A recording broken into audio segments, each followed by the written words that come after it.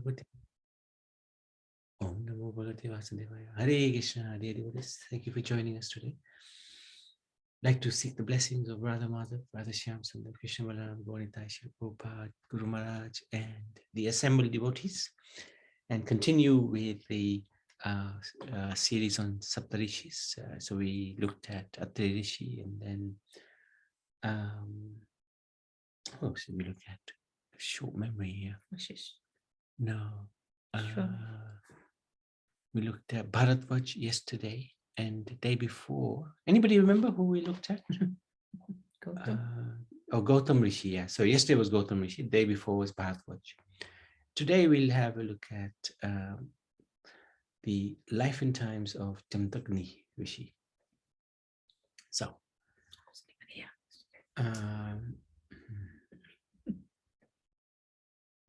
Jamdagni Rishi is another of the great sages included amongst the Saptarishis in the 7th and the current Manvantara. So this is the 7th Manvantara. He is also the father of Pashuram, the 6th Vishnu incarnation. So Machkach Varahana Singh, Vaman, Machkach Varahana Singh, Vaman, Pashuram, 6th incarnation. Amongst the Dasavatar, Jamdagni, like the other Saptarishis, was a descendant of sage Bhrigu, who is a topmost Prajapati created by Brahma, one of the Manasa Putras of Brahma, Lord Brahma. According to Bhagavad Puran, sage Richika was asked by King Gadi to bring 1,000 white horses with black ears to marry Satyavati. So this pastime took place. This is in the Bhagavatam. We went through it. This sage Richika had done a lot of tapasya, and he approached King Gadi to marry his daughter Satyavati. Now King Gadi was not very happy because Richika didn't look too smart. He's a sage who'd been doing a lot of tapasya. And so he set a very high standard. He said to Richika, okay, you can have my daughters, but I want you to bring me 1,000 white horses, and each one has to have black ears. This is a pretty much impossible task, right? But Richika did manage it. He sought the help of Varundev, and he brought those horses before the king. And the king was shocked. He was amazed. He couldn't believe it. Anyway, he had to allow Richika to marry his daughter, Satyavati. Now, after the marriage, Satyavati and her mother demanded from Richika the blessing of having a son. So they both asked him, please, can I have a son? So Satyavati's mother, I can't remember her name, but they did not, Gadi and the wife did not have any children, any boys. So Richika is so powerful, sage. Satyavati and the mother asked for a blessing for a son. In accordance, the sage prepared 2 portions of milk-boiled rice for each of them. One with the Brahma mantra for Satyavati. So Brahma mantra means one who would become a Brahman at birth. And one with the Kshatriya mantra for the mother-in-law. So he would become a warrior, i.e., he would take on the kingdom of King Gadi after King Gadi retired or died. Giving the respective portions to his wife and to his mother-in-law, he went to perform his oblations, his duty, his daily puja. Now, in the meantime, Satyavati's mother, she was thinking, Ruchika has given 2 portions of this sweet rice. He's given me and he's given to Satyavati, my daughter. So no doubt, whatever he is given to my daughter is better than what is given to me. So she asked her daughter to take her portion, and Satyavati gave her own portion to her daughter. So they swapped it. They swapped it around. Now, the daughter, of course, followed the order of the mother. She allowed that swap to take place. So she drank or ate one of the one with the Kshatriya, and the mother-in-law drank or ate the one with the Brahma Shakti or mantra. When Ruchika, is it Richika? I think it's Richika, came to know about this exchange, he said that the child born of the mother-in-law would be a great Brahmin, but his son would become a warrior, a fighter, aggressor, who will bring bloodshed to this world. So Richika was not happy with that swap because he had a particular purpose. And the swap made that purpose a little bit entangled. So then Satyavati, she was not happy either. She didn't want a son who was a warrior, a fighter. She prayed that to Richika, please let my son be also calm sage like you. So Richika actually granted that on the condition that the grandson would then become the Kshatriya warrior. So what happened? This resulted in the birth of Jamdagni, who is the Sapta Rishi we're going to talk about today. And his son became Parshuram, the warrior, the fighter. So this resulted in Jamdagni being born as a sage out of Satyavati's womb, and eventually Parshuram being born as Jamdagni's son with a fearful reputation.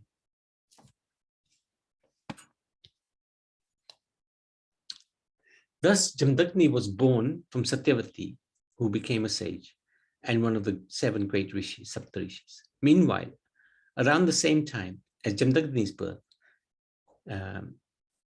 Gadi's wife, Satyavati's mother, whose name is not mentioned, gave birth to a son with Kshatriya traits named Kaushika.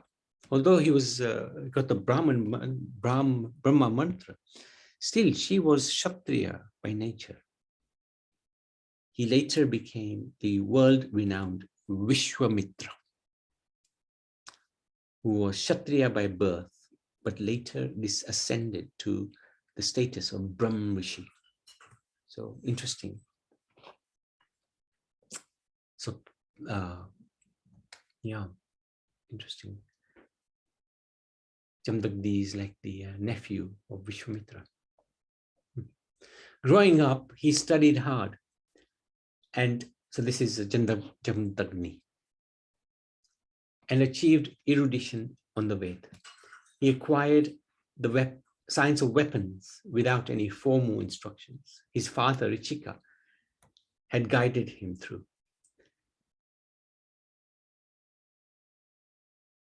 Through the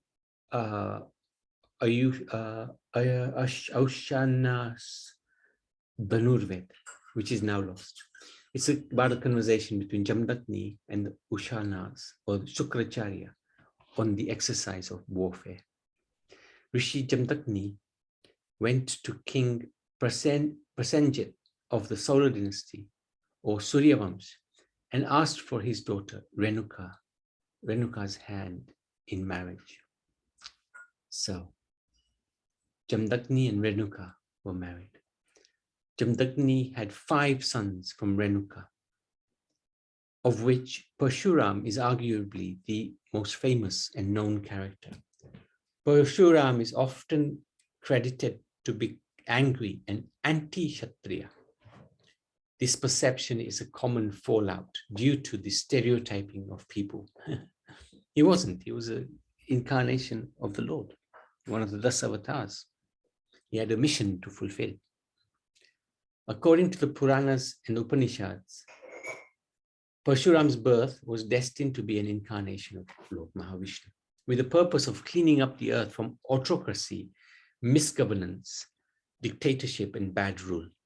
This event, the event of Kartiviryarjun, described in detail about how 21 rounds of wiping out the Kshatriyas by Parshuram started. So, Rishi Jamdagni's wife, Renuka, was the embodiment of great chastity. Such was her devotion to her husband that daily she fetched water from the river in a pot made of unbaked clay, which held together only by the power of her devotion to Jamdagni. One day, however, while at the river, a group of Gandharvas passed overhead in their chariot. Filled with desire, for only a moment, the unbaked pot that she was carrying dissolved into a river. So she, Renuka, for a moment got tempted by one of the Gandharvas. But it was a very brief, fleeting moment. Afraid to go back to her husband because she knows she did something wrong mentally. And it was very fleeting. She waited at the riverbank. However, Jamdagni was waiting for his wife's return. He used his yogic powers to see what had taken place with his wife, and he became angry. He realized momentarily she had lost control. One by one, the Rishi ordered each of his sons to take up their weapon and end their mother's life. This is quite harsh. So he had 5 children. He asked 4 of them, and they all refused. None would do the horrible task. But when the Rishi asked Parshuram, Parshuram didn't refuse. He picked up his axe and he beheaded his mother. Now this is very unusual. Incarnation of the Lord subjecting the mother to such a cruel end. But there's a reason for it. Being pleased with his son's dutiful nature, Jamdagni offered 2 boons to Parshuram. And the son first asked that his mother's head be restored and she be brought back to life. And also his brothers, who had been turned to stone by their father upon refusing his order, also be returned to their bodies. All the family members were restored to life without having memory of experiencing their deaths. In this way, Jamdagni and Parshuram demonstrated dharma between father and son. So what is this dharma? Well, the son should obey the father's order, even though it may be hard, may be difficult. But that's the duty of the son. Even it might seem unfair. So that's the dharma between this father and the son. And then the son towards the father, or the father towards the son. Parshuram knew if he obeyed his father would be pleased and he would bestow boons on him. And Parshuram knew when the father does that, I will ask him to give life back to my mother and my brothers. So Parshuram didn't kill his mother for no reason. It was because he knew he could bring her back to life due to the tapasya of Jamdagni. Jamdagni is one of the most powerful personalities. Later on, Jamdagni was visited by the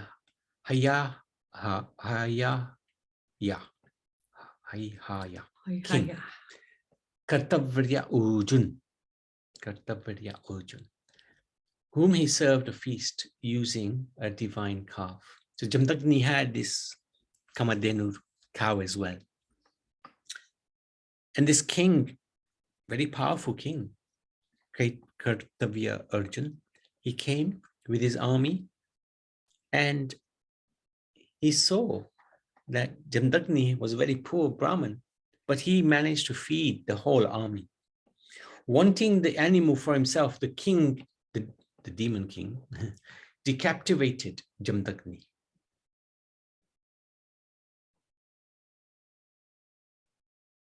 It didn't quite happen like that. In the Bhagavatam, he explains that he tried to capture the calf, the calf, but he did not succeed because the power of Gomata was so strong. But later on, and then he went away, but later on they came and they killed Jamdagni. That enraged Parshuram, who killed the king in return. And he retrieved his father's head for cremation. Parshuram then began a protracted campaign of killing the Kshatriyas all across Bharat. And for the next 21 generations, he destroyed the Kshatriya clan.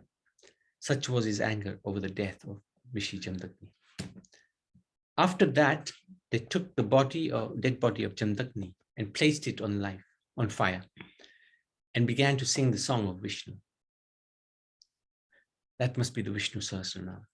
Then this hermit, Shukra, and this is Sukracharya, very famous, is the spiritual master of the demons.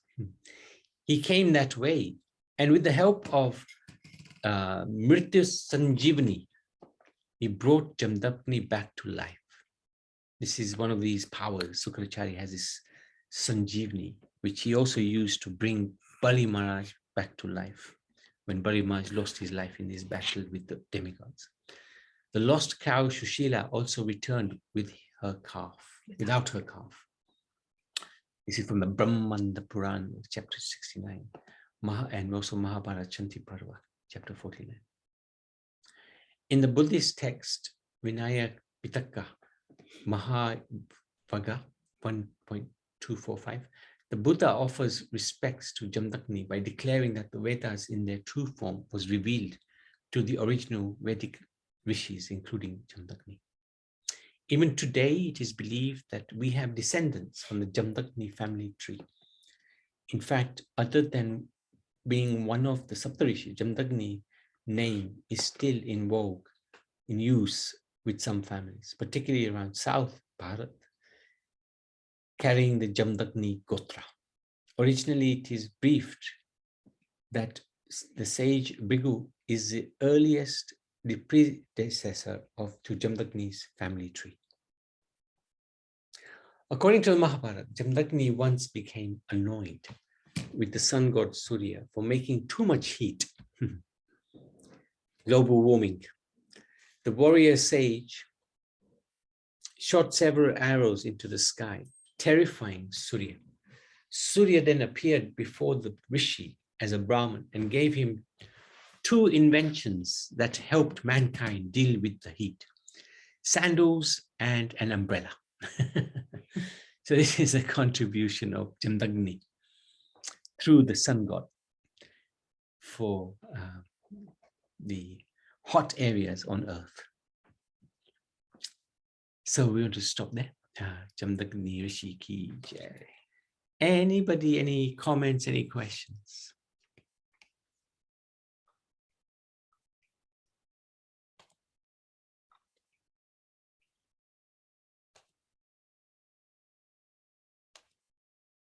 Just one question, Prabhuji. Yes, Daniel. Not a question, realization.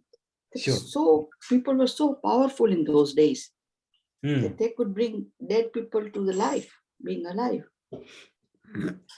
Yeah, mainly the Rishis and Rishis, Sukracharya. Sukracharya especially has got this power.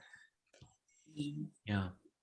Yeah, because he's in charge of the demons, and the demons get killed often. He's acquired this power that he can revive them again. Yeah. Great. Yeah. So they can take the role of a Yamraj, isn't it? Yeah, you could argue that. Yeah. Yeah. Yeah. Amazing. But they gave them the same body back, the same. Yamraj would give a different body. But these sages would bring back Narad Muni, when he came to Chitraketu, and he brought back the dead son of Chitraketu back into the same body again. So these sages have that power. Hare Krishna, Prabhu. Hare Bol. Hare Krishna. those sannyasis, those tapasvi were very, very powerful, Prabhu. And they know past, present, and future. That they had the power, and they can know who was my father and last birth for tenth birth. They were so powerful. And now Kali Yuga has started. Even half Kali Yuga has finished. So people are very low-minded people. Do you agree, Prabhu? Something we did in the morning, we forget it at noon, which happened to me. Okay, Haribol, Prabhu. No, that's very true. Thank you. Thank you for sharing that. Yes, I agree to that. How much we have fallen in the age of Kali Yuga then, from those age to now. Yes, yes. Wow. Yes. Very it true. should be revived. We should be getting back to what we had. Very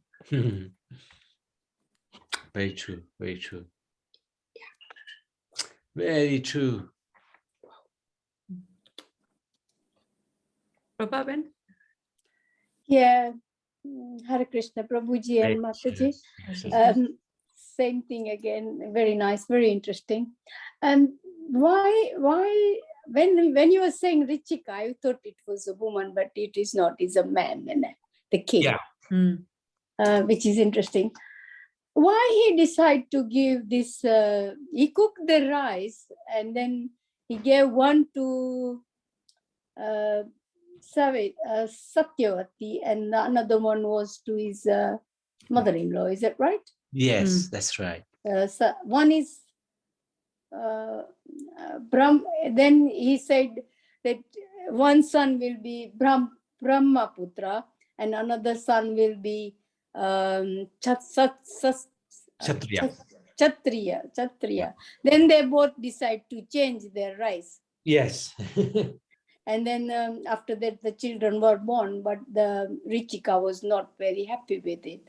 Why he did that? To give, and why did he give the rice to wife and the mother-in-law?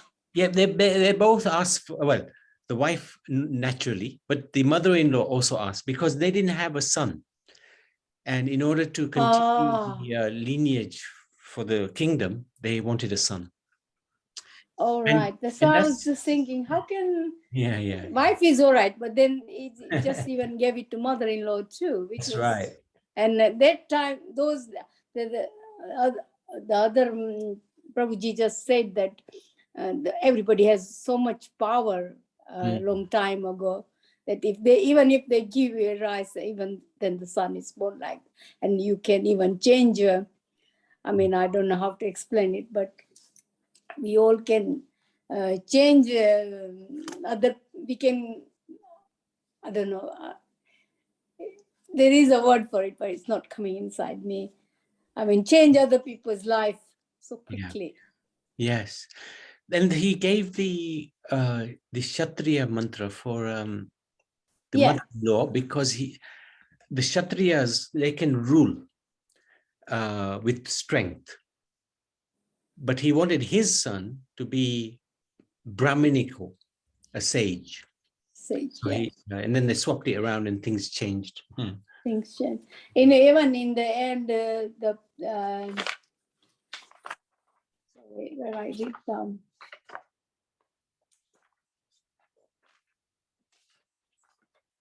Parsuram, in the end, he also killed his mother. Yes, but he knew his father would bless him and he would be able to ask for a blessing to revive his mother. Yeah, and then they came back. Then afterward they all came in the life again. Yeah, that's it. That's it. That's it. Yes, very nice, very interesting. Thank you so much. Hare Krishna. Hare Krishna. Jamdagni Rishi ki jai. Sapta Rishis ki jai.